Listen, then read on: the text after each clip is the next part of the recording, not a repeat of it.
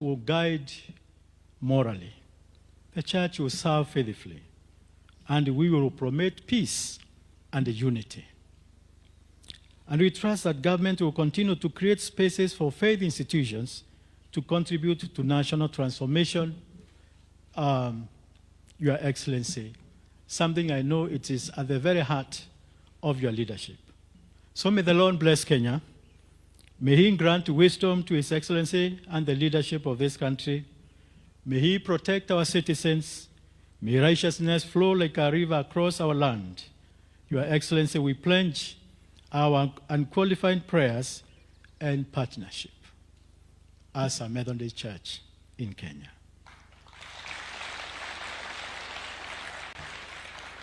So God bless you, and let's appreciate our Excellency once again for listening to me.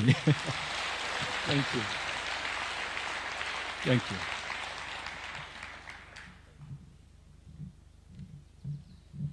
Another warm clap for presiding Bishop, Reverend Dr. Maromba. Your Excellency, sir, with your permission, at this point, allow me to invite P.S. Kilemi to come and make some brief remarks. Tumpigie makofi akija. Karibu. Your Excellency, allow me to stand by protocol stated by Gitonga here. But Your Excellency, with your permission, allow me again to say thank you for hosting the church of my grandfather, the church of my father, my church, to this very, very esteemed crowd. Your Excellency, many times I tell people I'm a Methodist. Because this church, Your Excellency, is a Methodical church. Ni kanisa ya mutaratara.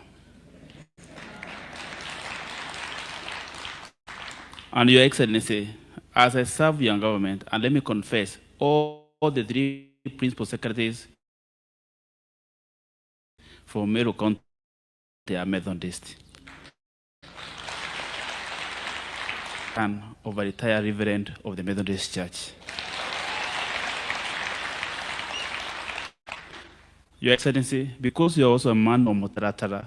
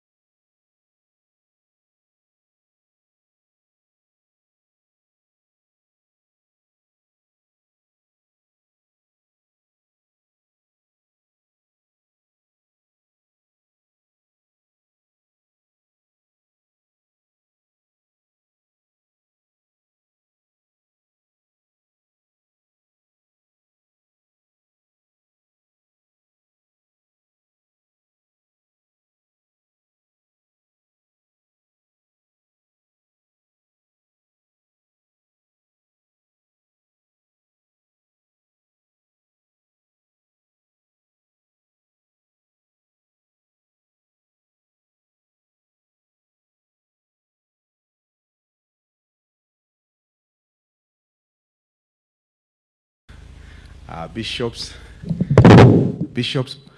and the lay people like me. Bwana Yesu asifiwe. Bwana Yesu asifiwe. I don't want to dwell much on what our PB has said, but I feel honored and blessed of the Lord to be at State House. And not being here alone, but also shaking hand of His Excellency. As the PS has said, we are very methodical. And I can assure you one thing. You know, the crowd, they are not around to talk about politics. But being the Ray President, I can talk politics a bit. Bwana Yesu asifiwe.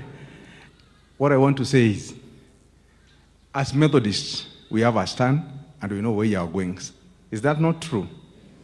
So, we can assure Your Excellency that, that as much as we are methodical, we are also very calculated on where you want to go. As the CSR said, we want to pass through Singapore, and we are ended there. So, without much ado, I want to say thank you very much, and count on us as Methodists to support your government. Thank you, and God bless you. Thank you. That was on behalf of the lay clergy. And next, Conference Secretary, Reverend, to come and just make some brief remarks. Tumkaribishe kwa makofi tafadhali. His Excellency the President of the Republic of Kenya, and my friend, because he was the guest during my induction service, and the friend of MCK Kaga Synod, and the friend of Methodist Church in Kenya. Tuweka makofi tafadhali saindi. His Excellency, the Methodist Church in Kenya cherish on two major pillars. One pillar is social holiness and scriptural holiness. Thank God, the government, through your leadership, has partnered with the Methodist Church in Kenya through social holiness. And social holiness, here we say about compassion issues, people who are vulnerable in our communities. His Excellency, you have given a lot in this church in the past. I remember very well, you gave millions and millions of money because of compassion cases in MCK Kaga Synod, where we had put 80 stolen building of supporting the vulnerable. You came many times. You came not first, not once, not twice, not thrice, giving money to support. And therefore, as the presiding bishop of the Methodist Church in Kenya alludes that our partnership is to see the welfare and transformation of our people. You have done it in the past, and we thank God. And when we are here, we feel at home. Tukikuona tu tunaona mmoja wetu katika mutaratara. You've been together with us, you have walked this journey with us, and this is our commitment that we will continue to work together for the common good of our society. Na kwa hivyo tunashukuru Mungu, hata kwa Deputy President, last week he was with us. He was with us. Na akakaa nasi masaa mengi pamoja, na tukakuwa na neno pamoja, injili pamoja, ni mmoja wetu, na tunaomba tutashikiliana pamoja tuweze kuinua Kenya iende mbele. Kenya itaenda mbele. Ama mnasema aje? Nataka kuona kwa mkono. Kenya itaenda mbele? Kenya inarudi nyuma ama inaenda mbele? Kwa hivyo tunashikana pamoja. We have a wonderful leader this time, presiding Bishop Reverend Dr. John Malomba, and we believe he is equal to the task, equal to partner with the government, equal to do all what it takes in order to lift our country to the next level. His Excellency the President, huwa tunakufuatilia kwa magazeti, kwa mitandao, kwa kazi yoyote ambayo unaifanya. Na sisi tunakushikilia tukiwa upande, na tunaamini sote tunatembea pamoja. Hebu fanyeni hivi, sote tunatembea pamoja. Hebu angalia rafiki yako, mwambie sote tunatembea pamoja. Ulitufunza mambo ya asla, tumekuwa maasla ambapo wanataka kwenda level nyingine ya nchi yetu. Tutaendelea kushikilia asla. Hebu inueni mikono tuseme asla, na kazi ya Mungu na ya nchi yetu ya Kenya itaenda mbele. Hebu tumkaribishe presiding bishop ili aweze kuendeleza mawazo yetu kama kanisa.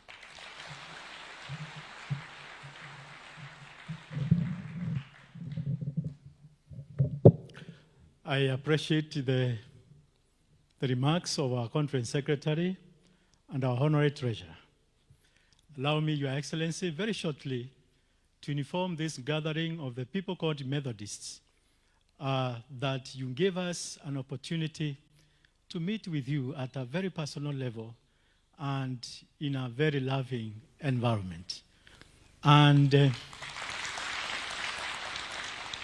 we have been able to talk to you, Your Excellency, one-on-one. And it's my wish now to tell these honorable members of our church and leadership a few issues that I have raised with His Excellency the President. We have been brought here on the matter first to pray with His Excellency. And in that space, we prayed with him. Number two, we are here as a church, as a partner with the government. And His Excellency has extended his hand of welcome for the Methodist Church in Kenya to partner with his government in matter. Priority list of the Methodist University, Kenya Methodist University. And one among things is that as one of the private universities, the government under a partnership with the private universities, and we are owed some money, and His Excellency has addressed that matter, and we want to thank God for that. We have raised the matter of health care, which is one of our prime areas of ministry, particularly with the Maua Methodist Hospital. And I've raised the matter of the government cooperating with us in matters raising oncology department in the hospital. And we are not here to inform His Excellency about what is happening in the health sector, and he has affirmed that through his government, he will look at it, and that is what I've raised with him. On the matter of protection of our mission lands, I've raised this with His Excellency, and he's going to address it. I've raised the matter of leadership and inclusion in his government, and it is up to His Excellency to respond also on that. I've placed before him this morning a strategic partnership proposal, which His Excellency will also, at his own consideration, will tell us.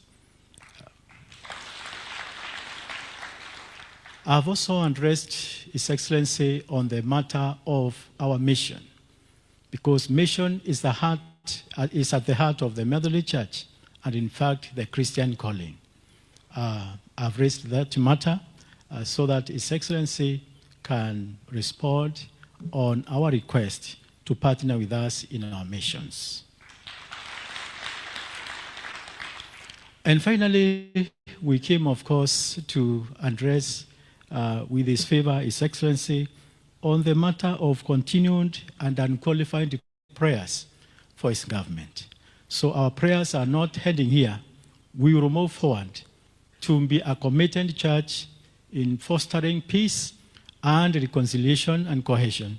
And in that way, His Excellency is private to what we have addressed to him, and also it is prerogative to tell us what he thinks about that. And also he is very passionate in mission and supporting churches to fulfill their mission. That is what I've presented before His Excellency this morning on your behalf, and it is my prayer that is going to find consideration before His Excellency. Thank you very much.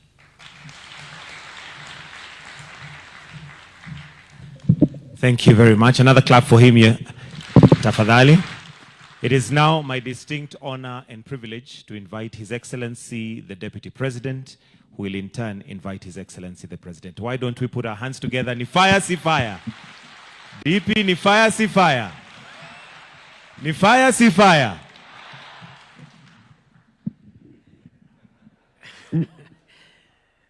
You are Michael. Hao ni watu ya kanisa. Sio watu ya siasa sana, ni watu ya kanisa. So unless you're talking about the fire of the Holy Spirit.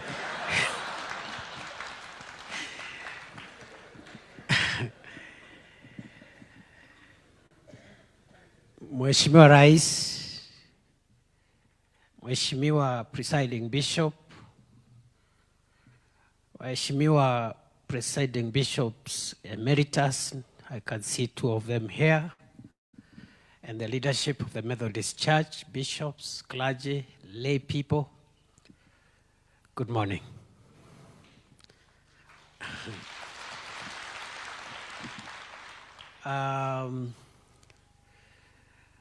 Mr. President, I have listened to the leaders of my church, or the church I go to.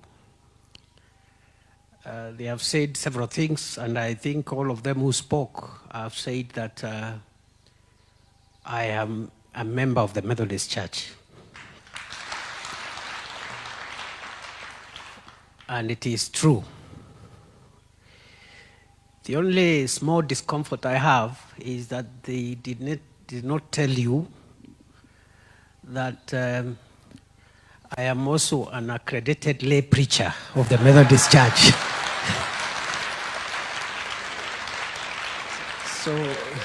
So I listened to the presiding bishop, the conference secretary, and the honorary treasurer. Nobody mentioned that. I got a bit uncomfortable. Then I started asking myself, or maybe my accreditation was revoked and I was not told. Because I remember when Professor Zablon Dambori was presiding bishop, when he just took over from Bishop Emeritus Lawi Matthew, that's when I was accredited as a preacher. And I thought all along I'm still in the role of accredited preachers. So, Presiding Bishop Maromba, please, maybe maybe not here, because today we are all guests of the president, but maybe tukitoka hapa nitakutafuta uniambia kama bado niko kwa list ama ama nilizama. Mr. President and brethren,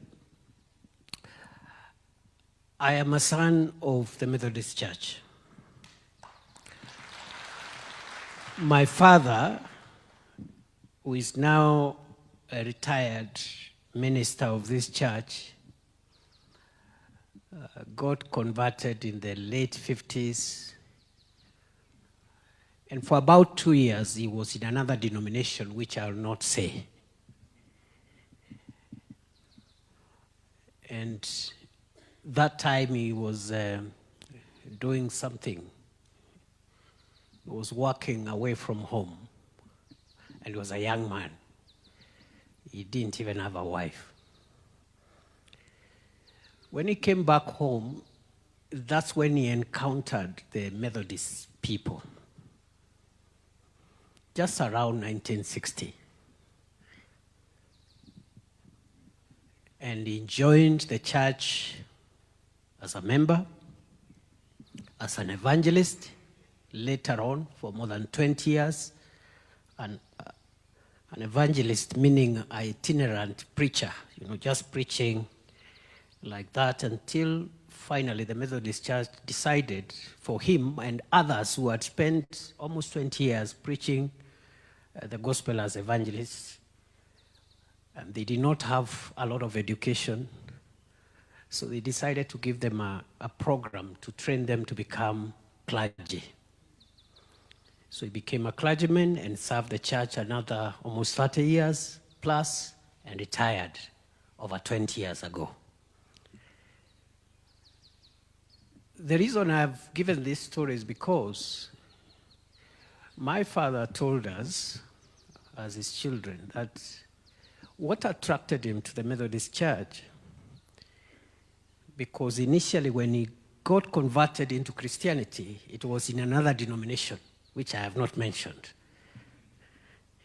is because he said, unlike the previous fellowship, he found the Methodists extremely organized, honest, and God-fearing people. He told us that the other brethren had moral and character issues, which he didn't entertain. So they would preach the word, but they had moral and character problems. And you know what that means for young men now and even that time. So he found the Methodists were very serious people. They preached the word of God, and they spent time to understand the doctrines of the Christian faith, which of course much later myself I came to learn about our foundations, our doctrinal foundations. We believe in the development of the whole person, your spiritual well-being, your social well-being, your finances, and everything around you. So it's a whole of person approach. It's not just preaching to someone to accept Christ as their Lord and Savior, and their character is flawed, they are not organized, their homes are in shambles. So that is what attracted Reverend Kindiki Sr. to Methodism. Working hard, very hard, so that you raise your family well. Saving. And I know, Mr. President, you've been talking to us about saving as a nation. Savings is part of the Wesleyan doctrine that a man must work very hard and must save as much as possible. And thirdly, must give as much as possible. So saving, giving, and working to earn, so that you don't become a busybody, a lazy person, depending on other people, and you do nothing. So these are the things that we grew up learning, and that this is what has brought us this far. Mr. President, I want to say one last thing before I invite you, which is the Methodist Church, just like a few other instituted churches, is a major partner to the state and to the government. They don't just preach the salvation of men and women. They also support the empowerment of men and women. And that's why we have a university. That is why we have many schools and colleges. So we partner with the state to promote education. The Methodist Church partners with the state in the provision of healthcare services. The Methodist Church partners with the state to encourage farmers, get knowledge and empowerment, extension services, so that they can be better farmers and more productive farmers. So, Mr. President, the challenge that we have as a country is, as many other churches, to emulate the Methodist Church in Kenya. And to go beyond the preaching of the gospel and the conversion of the souls of men and women, and empower the citizens of Kenya and the citizens of the world so that we can have strong people, strong citizens, strong families, people who are not just believers in Christ, people who are not just believers in God, but they are also workers, savers, givers, and strong characters who can build their country, patriotic people who serve their country, and not just people just quoting Bible verses, but everything else they do is destroying the country, demoralizing citizens, cursing their leaders, and doing other things that are not necessarily edifying. The church should continue partnering with the state and with the government. The church can correct and improve governance without necessarily being hostile and divisive and destructive. Mr. President, I've hijacked your meeting. These are your guests. This is your day. Nitatafutana na viongozi wangu. Niko na kesi na hao. Ni kama hawatambui mimi niko kwa list yao ya wahubiri. I have other things, but Mr. President, I will support you and all the commitments that you continue making. It is my job to follow up and support you together with the other colleagues that are serving in your government to make sure that we actualize the partnership between the government of Kenya, which you lead, and the Methodist Church of Kenya. Once more, thank you very much, Mr. President. Allow me to kindly request that we be upstanding and welcome Mr. President. Tupigie makofi. Moja, mbili, tatu, tuendelee.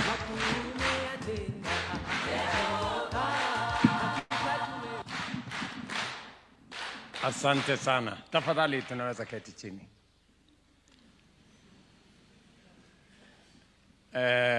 Our presiding bishop, John Malomba. Malomba. My good friend, the Deputy President of the Republic of Kenya, all the other clergy, ndugu viongozi wa kanisa la Methodist, hamjambo. Hamjambo tena. Bwana Yesu asifiwe. Amen. Very good. Kwanza mimi nataka nichukue nafasi hii niwakaribishe katika makao haya ya Rais wa Jamhuri yetu ya Kenya. Karibuni sana. Najua tulikuwa na appointment ya kukutana hapo nyuma kidogo, lakini haikuwezekana wakati huo. Lakini vile Mungu alivyopanga, leo ndio ilikuwa siku ya sisi kukutana. So karibuni sana. Sio leo peke yake. Najua wengi wenu hapa ni watu wenye shughuli mingi. Mko na kazi ya kanisa, wengine hapa ni wafanyabiashara, wengine ni wafanyikazi wa sehemu mbalimbali. Kwa hivyo nyinyi ni watu mko busy sana. Na I don't take it for granted that you have found time to come and fellowship with me. Nasema asante sana. Na Mungu akiwajalia tena, na mkipata nafasi nyingine kidogo, pia tena mrudi mkuje tu.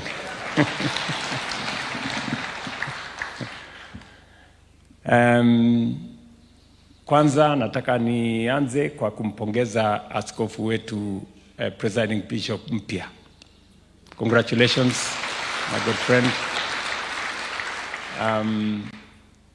Pole, nilipata mwaliko wako wa kuja katika I think it was the Sunday before last, or I didn't manage to come, but ni vile Mungu amepanga leo mmefika hapa kama viongozi wa kanisa letu la Methodist, na nimemsikiza kwa makini sana our new presiding bishop, and I can confirm that he is chosen by God.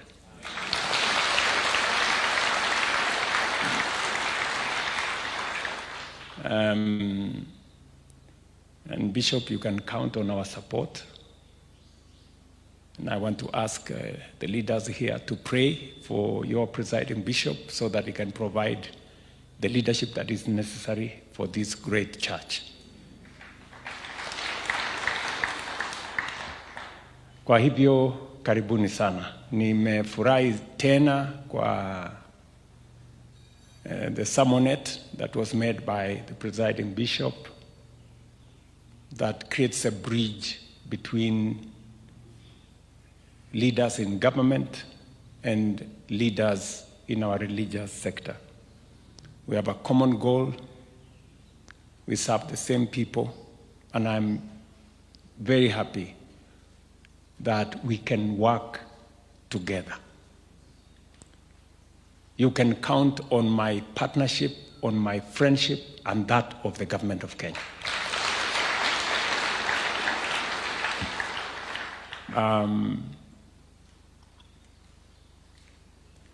Nimeshukuru pia kwa sababu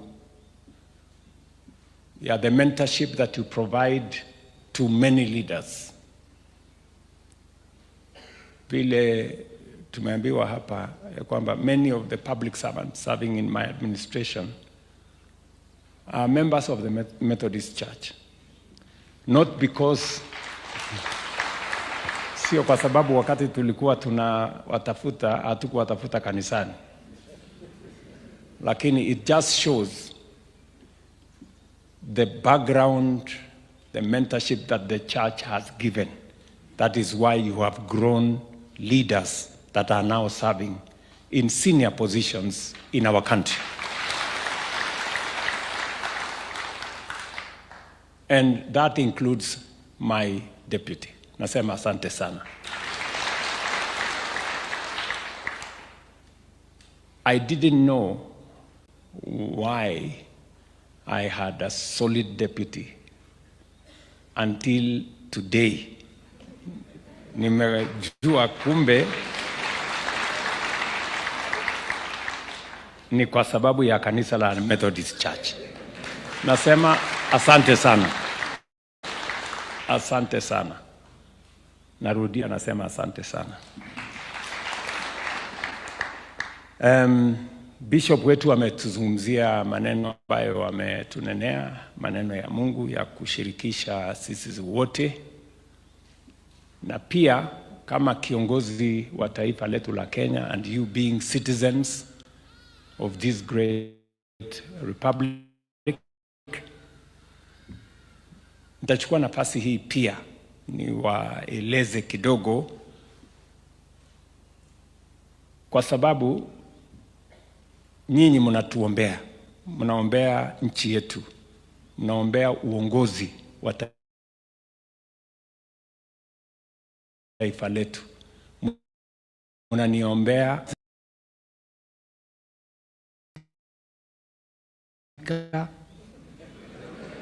ama so by me standing here today, it is evidence that the prayers you pray, Mungu anajibu. Na Mungu amejibu maombi yenu na maombi ya taifa letu in a very definitive way. There are many things that we have done as a country, and I am a witness, and I can tell you, I am a witness of answered prayer in the Republic of Kenya. Wakati nimekuja hapa kama rais, nyinyi mnajua kulikuwa na tulitoka katika COVID, chumi ikafungana. Wakati nimefika hapa, kazi yangu ya kwanza ni kuambiwa ya kwamba tuko na deni ya shilingi bilioni $2 za Marekani one of the largest Eurobond debt, na tulikuwa tunaelekea mahali pa kushindwa kulipa deni. Kati ya nchi 5 kwa Afrika, and I'm telling you this as a Christian, kati ya nchi 5 ambazo zilikuwa na deni kubwa, Kenya was among 5 nations ambayo ilikuwa tu inangojewa siku ya kushindwa kulipa deni. Of those 5 countries, 4 countries defaulted. Kenya did not. Unanielewa? Kenya did not. It is an answered prayer. Tulifanya ile tulifanya. We had to make very difficult decisions. We had to cut down on our budget. We had to stop subsidies. We had to stop fuel subsidies so that we can consolidate our economy. And as a responsible leader, I had to make those difficult decisions to save our country from default. And because of those decisions, I can stand here today before you as Christians and as citizens of Kenya, that today our economy is different from what it was 3 years ago. Inflation has come down from 9.6 to 4.5%. The exchange rate to our dollar, which was going to close to 165, 167, for the last 2 years, it's now 128, 129. Pesa yetu ya kigeni, our dollar reserves, foreign exchange reserves, ambayo ilikuwa imekuja chini mpaka imefika $5.7 billion. Today, we have the highest foreign exchange reserves in Kenya's history. $12.3 billion. We have doubled our foreign exchange reserves. It only takes God. Yes. So, I am saying this so that as you pray for our nation, remember to thank God for what He has already done. So, our economy is now stable. We have managed to consolidate our economy. The interest rates are coming down. Interest rates on T-bills in 2023 were 16%. Interest rates on our treasury bills today is below 8%. It's come down by half. So we have everything to thank God for. Bishop has told us about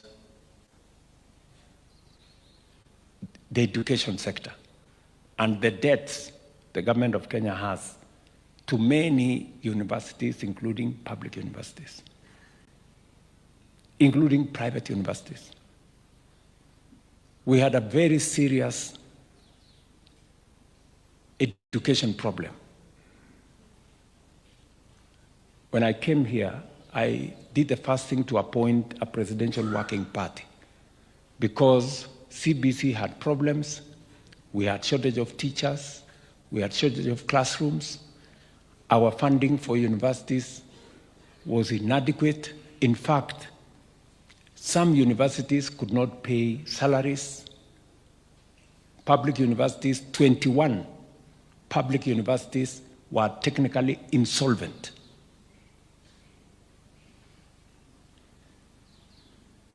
By God's grace, we have put things together.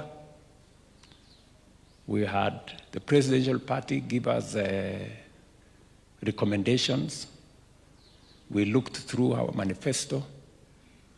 We changed course. Now, as I stand here today, we have corrected the CBC. We have aligned the curriculum. Teachers, parents, students, other stakeholders now have clarity on the competence-based education. We have hired the highest number of teachers in Kenya's history. By January this year, we've hired 100,000 teachers as of January this year. We have built 23,000 new classrooms. And we have changed the funding model for our universities. Today, ask any vice chancellor. It's beginning to change. The technical universities that were technically insolvent are now getting out. So we have, by God's grace, stabilized that sector because education is very important. It is the single most important asset that we can use to equalize our society. When the children of those who have and the children of those who don't have, when they go to school, they become equal. Yeah? So we have changed that sector. And I'm very happy that we are making progress. You people know that in 2022, we had people, kuna watu walikuwa wanavaa sufuria kwa hii town, kwa kichwa. Si mliwaona? Unga imefika 250, iko shida. You know, we had to change the whole plan on how we are dealing with agriculture. And we've done 4 things in agriculture. Number 1, we decided to digitize and to register all farmers. Imagine we were running a sector that we didn't have data. So today we have registered in our database 7.2 million farmers. Number 2, we said we are moving away from subsidizing consumption to subsidizing production. We brought down the cost of farm inputs, whether it is seeds, whether it is fertilizers. We have also driven out cartels, you know, people who took advantage of our farmers. We've cleaned the dairy sector. We have cleaned up the coffee sector. We have removed many people in between, all the way to sugar sector and all the other sectors. Today, our milk production has gone up by 400,000 liters every day. We are the highest producer of milk today in the African continent. Our coffee prices have changed. I know there are coffee farmers here. Ni kweli ama si kweli? Yes. Coffee was 70, 80. Today it is 100, 120, 130, 140. Tea the same. Sugarcane the same. We are producing more maize. So, Mungu ametujalia. And God has been gracious to us. The last 3 years, Mungu ametupatia mvua. Tunamshukuru Mungu. So, God has been good to us. We have done all the other things that we wanted to do. In matters to do with health, which the church is a great partner, we have changed the whole space in health. Because we wanted to make health a right of every citizen. Many people statistics showed many people, close to 1 million people, went into poverty every year because of hospital bills. Mtu anaenda hospitali, bill inakuja 100,000, 200,000, 500,000, 1 million. Hakuna njia ya kulipa, tunafanya harambee, tunauza ng'ombe, tunauza shamba, tunauza. So we had to change that. Today, I can confidently tell you that SHA is changing the landscape. It's only 1 year old, but we have now treated using SHA close to 6 million Kenyans.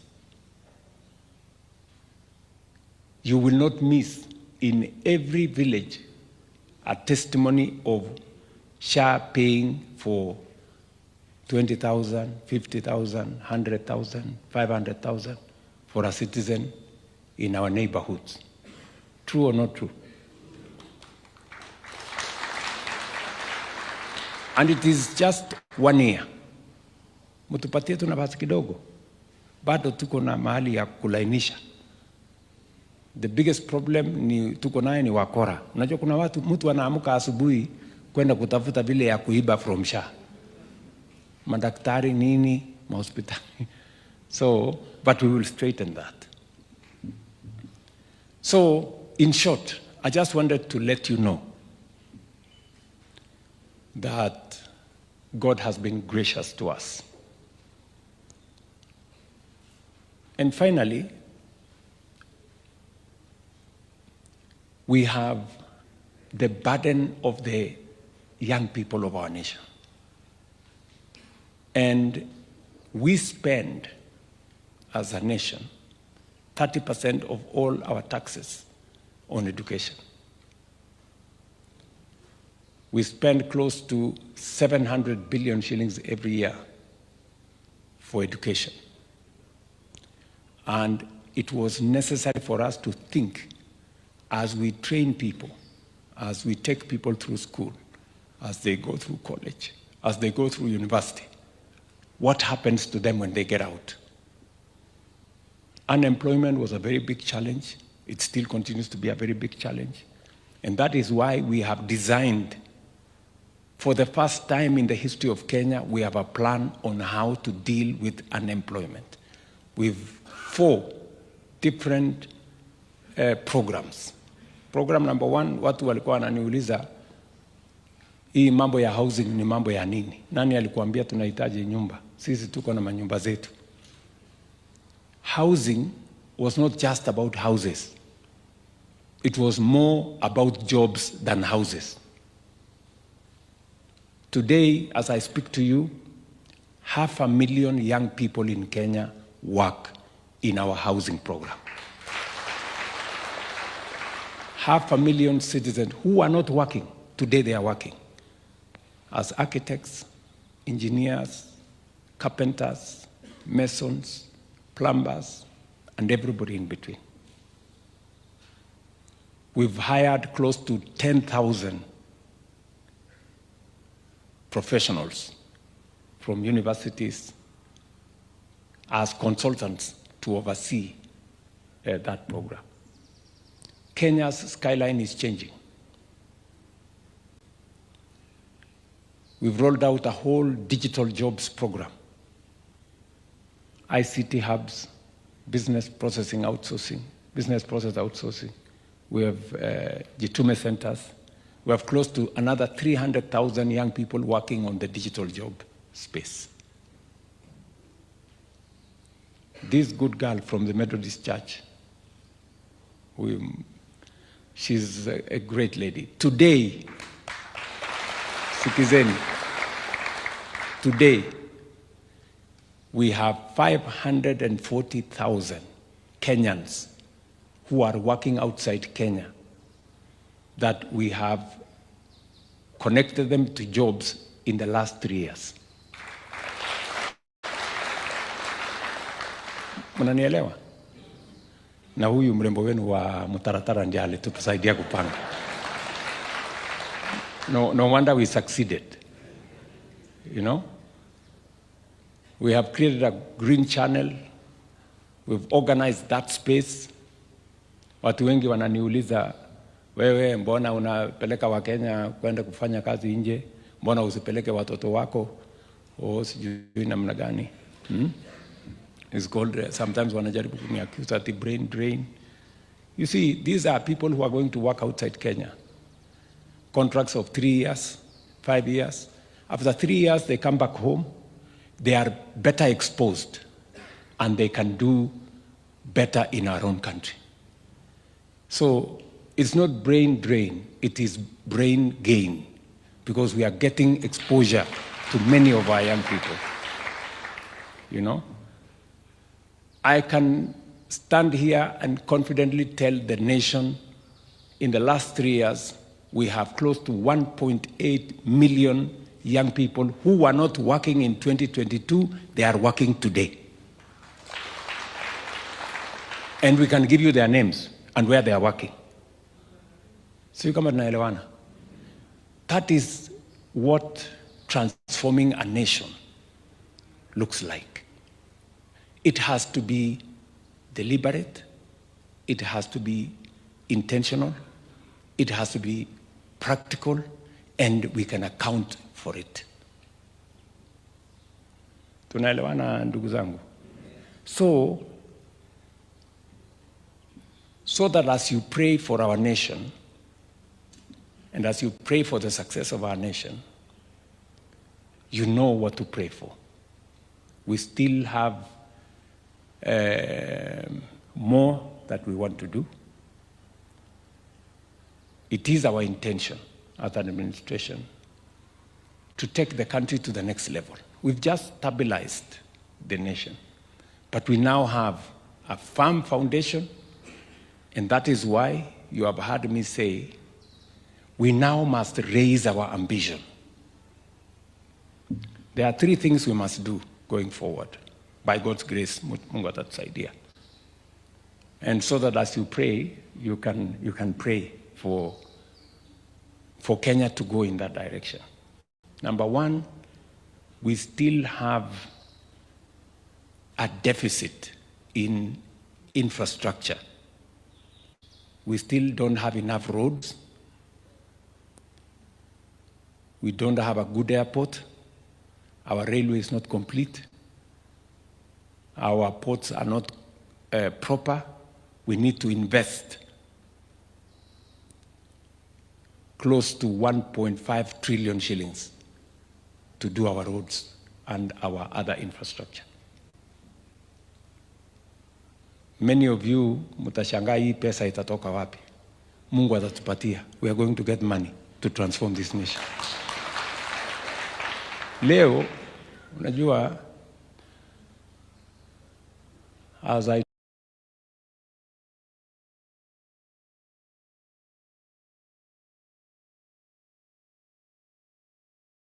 ya affordable housing markets, hostels, nini hiyo yote, ni bilioni 650 pesa yetu. Tumetumia tu akili. Tumetumia nini?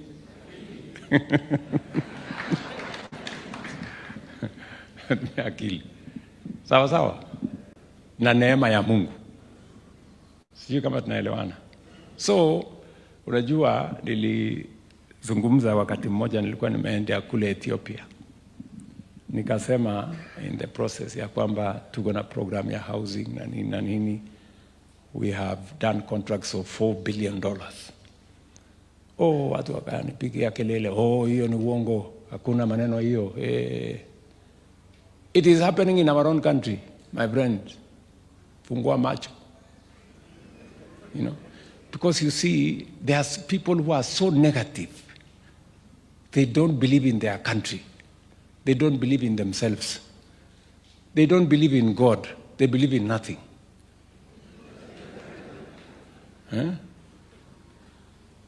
So you come, so really,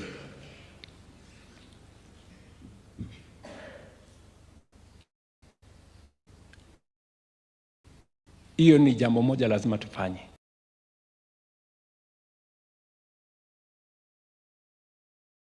Mbwana barabara hapa kidogo. Ndio nimeambia wizara, we are designing and prioritizing 28,000 new kilometers of roads to be built in the next 7 years. Tangu independence tumejenga barabara ya lami kilomita 20,000 for 60 years. In the same 60 years, Japan imejenga barabara ya lami kilomita 1,000,000. Mnajua tofauti ya 1,000,000 na 20,000?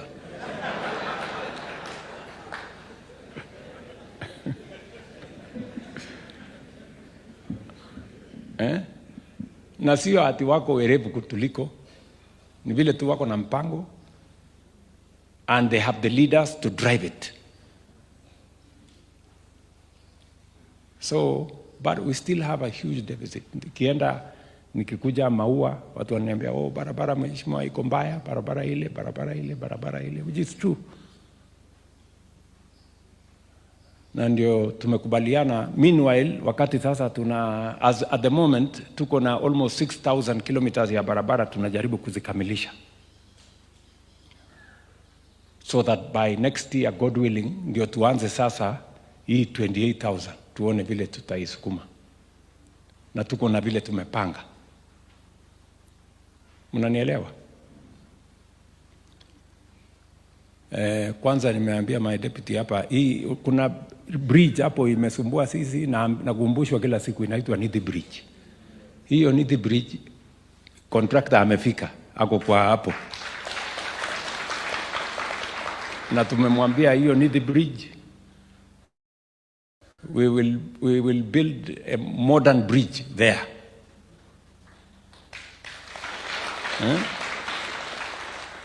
Si ulionyeshwa design? Kabisa. Yeah.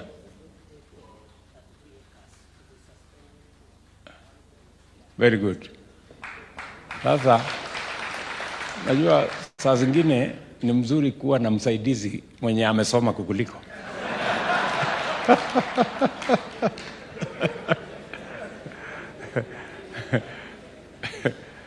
So wakati waliniletea design hii nika approve, lakini nikamwambia pelekeni kwa DP aende profesa mwenyewe asahihishe sasa.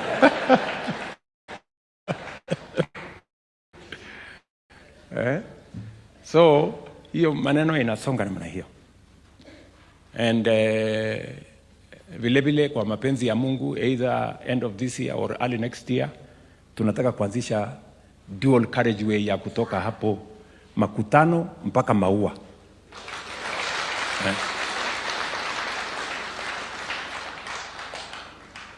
Si ndio? Ama mnatakaje?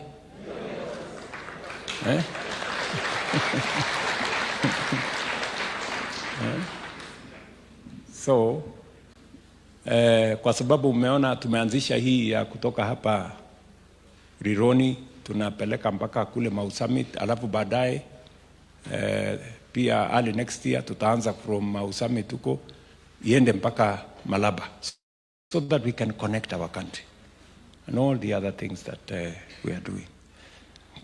Jambo la pili ambalo lazima tufanye ni kuhakikisha kwamba tuko na stima ya kutosha. At the moment, stima ile tuko naye Kenya ni kidogo. We have only 3,000 megawatts. 3,000. Nilienda kufungua dam moja hapo Ethiopia. Dam moja iko na 5,400 megawatts. Dam moja. Yetu Kenya hii mzima hii yote 3,000. So we have a problem. We need at least 10,000 megawatts. Kama tutaendesha ile transformation, technology is going to use a lot of energy. Industrialization, manufacturing, value addition is going to use a lot of energy. We cannot develop our nation with the energy that we have. We've done well to connect electricity. When we started with President Uhuru in 2013, we had 2.3 million households. Now we are at almost 11 million households. Mebaki tu kidogo, maybe 2-3 million tufikishe stima kwa almost everywhere. But the energy we have is not enough. So hapo we need to do that. Hapo inahitaji investment ya almost $10 billion, maybe that's about 13, 14, 1.3, 1.4 trillion. Ndio mmesikia nimefanya hesabu how much money we need. Kwa sababu guesswork ni kitu mbaya. You must know where you are going, you must cost it. Ama namna gani? Yes. Ndio isikue karata ya guesswork ya pata potea. You must know exactly kutoka hapa tutafika pale na tutafika huko namna gani. And then number 3, we need to make sure that we finish with the problem of food insecurity in Kenya. Najua mahali tumefika with the population we have. Rain-fed agriculture imefika the maximum. We now need to move to irrigation. We need to use 80% of Kenya that today is producing nothing in our other areas. So water harvesting, you have heard me say we are building 50 new mega dams, including Grand Falls Dam yenye iko hapo between Tharaka Nithi and Kitui, sindio? And many others, so that tuweze kuzalisha chakula ya kutosha, tufukuze njaa completely, na tutumie kilimo kudrive economy ya Kenya vile vile. So these are the 3 things we must do in the next 7 years. Mungu atatujalia. We have already begun raising the money. Niliwaambia it is going to cost us 5 trillion. Mnanielewa? 5 trillion. Na itapatikana kwa mapenzi ya Mungu. Tayari tumeanza hiyo safari ya kutafuta 5 trillion. Kufikia mwezi wa 4 hivi mwaka huu, tutakuwa na pesa ya kutusaidia kufikisha nusu ya hiyo 5 trillion in another 2 months. So sisemi kitu mimi sijui. Pangana. Nitawaeleza vile tutafika. Si niliwaambia tutafanya program ya housing. Mukaniita Zakayo. Leo, go to any part of Kenya.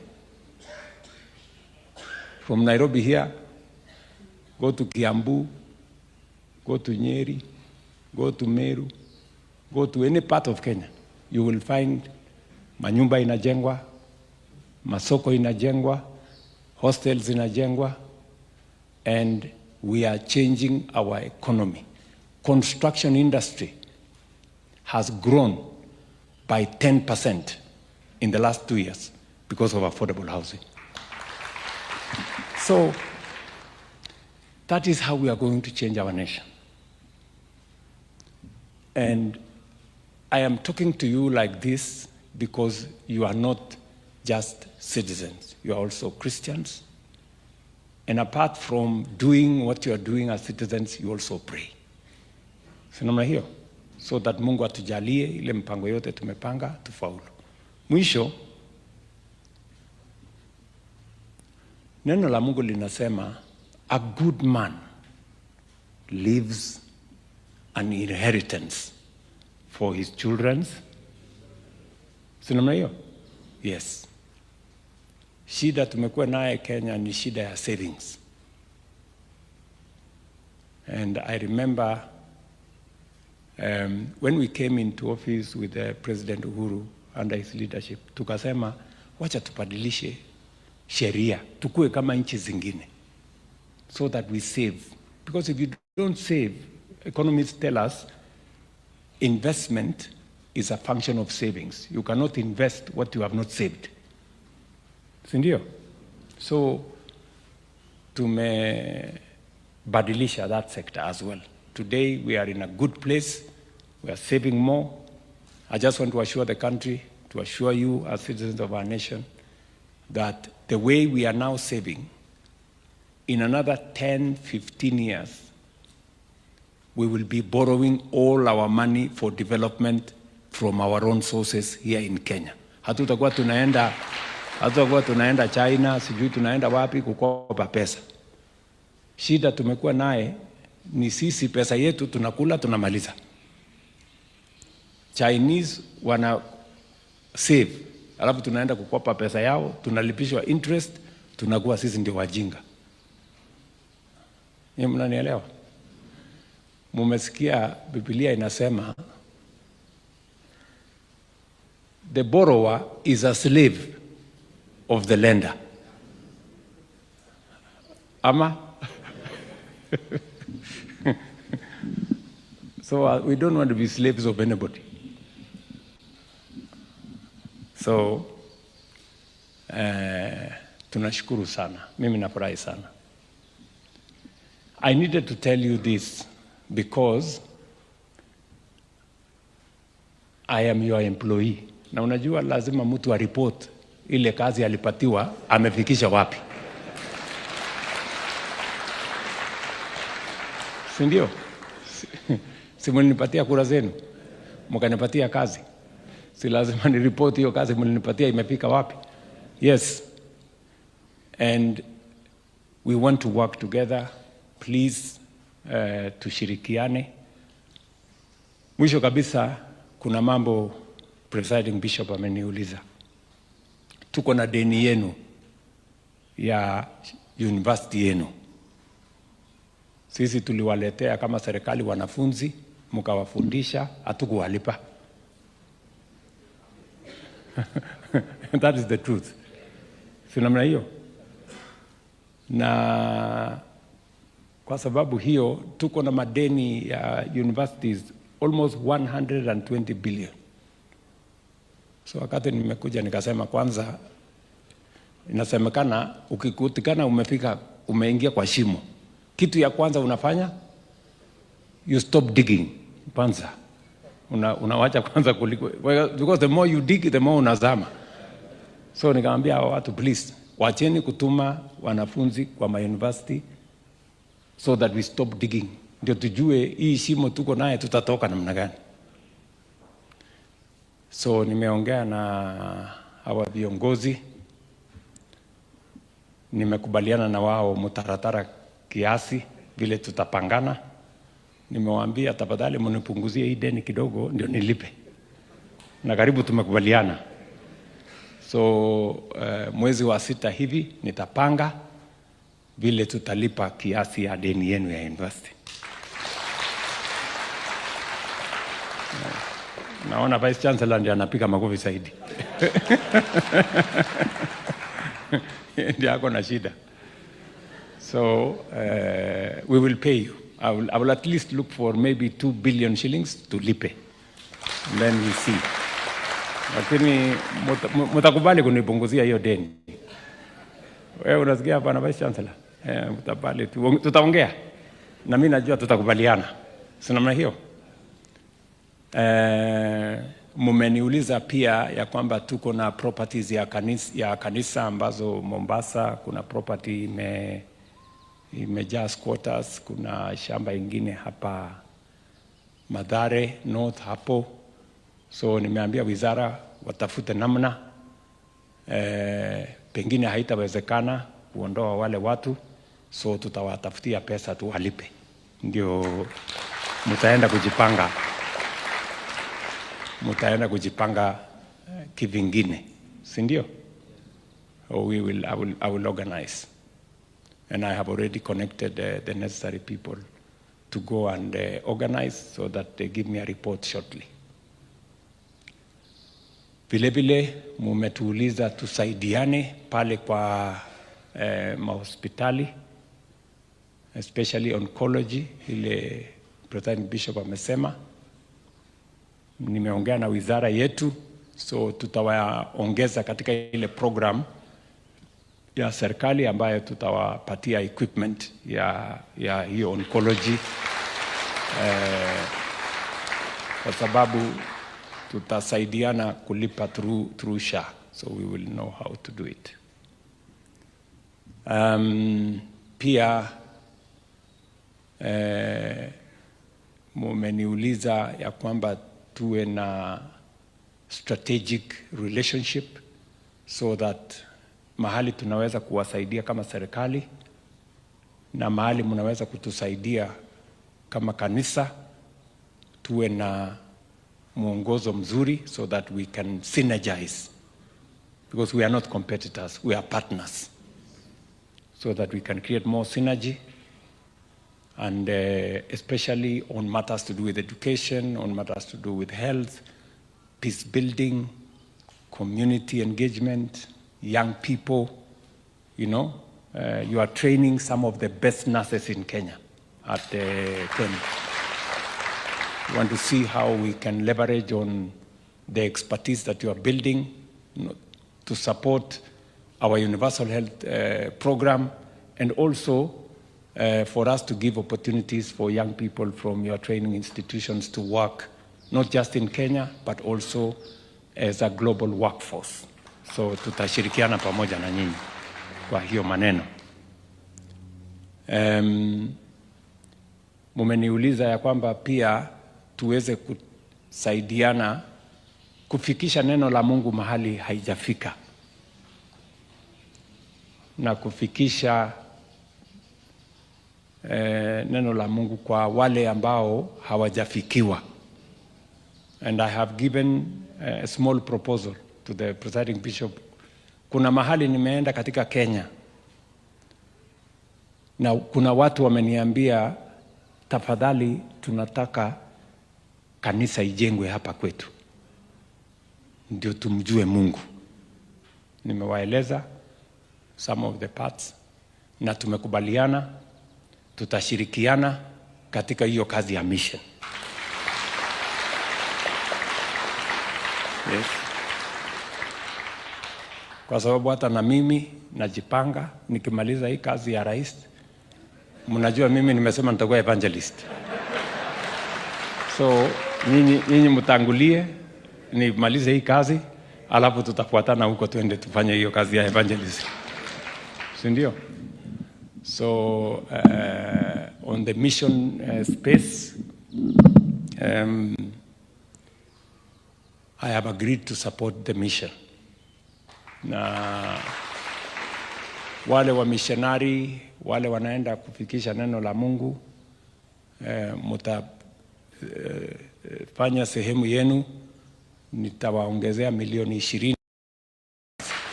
Tafadhali ndio mufikishe neno la Mungu kwa masikio ya wale ambao hawajasikia. Si ndio? Let us support the mission work. Is a very important assignment. Neno la Mungu linasema watasikia aje kama wajaambiwa. Si ndio? So tunataka mtu ya kwenda kuwaambia. Si ndio? Kwa sababu wasiposikia watatulaumu. Hamkuja kutuambia. So tumezama kwa sababu yenu. So we want to see how we can do that. Na kwa sababu pia mumekuja mkaniuliza, mimi pia nawauliza. Munisaidie mambo matatu.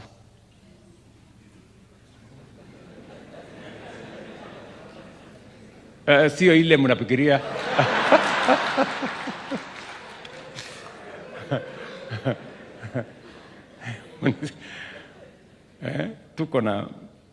We have a serious challenge of drug abuse, alcohol abuse. It is destroying our children. It is destroying the next generation of Kenyans. It cannot be done by the state alone. We can use the law, we can use all the other interventions, but there is a moral issue that the church must address. You know, please, that is my ask of the Methodist Church. The mentorship of our children, the mentorship of our young people, the moral character of the young people of Kenya. Parents, the church, we must step up because there is a responsibility there that is required of all of us. Yeah, naomba hapo. Ya pili, nawaomba hiyo kazi ya mission.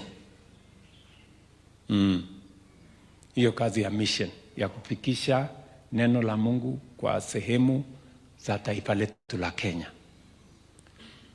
It is easy for people to stay in the comfort zone.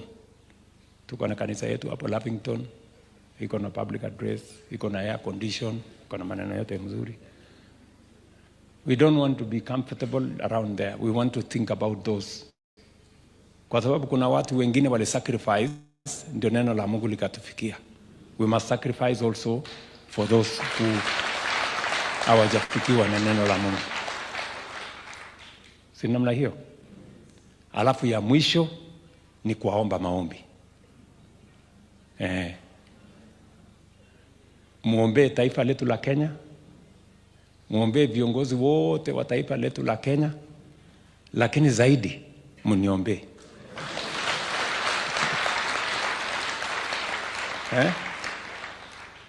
Si mnajua maneno ya Wagalatia? Galatia 6 mstari wa 9 na 10. Anasema mungepata nafasi muwaombe, muwatendee mema watu wote, lakini zaidi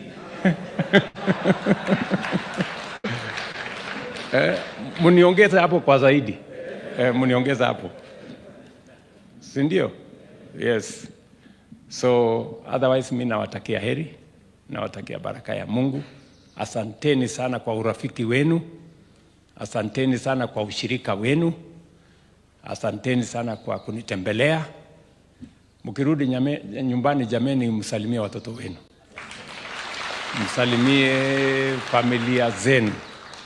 Ya, msalimie familia zenu na sehemu mnakotoka, na Mungu awajalie kwa yale yote mmetarajia na kupanga kama kanisa na kama wananchi wa taifa letu la Kenya.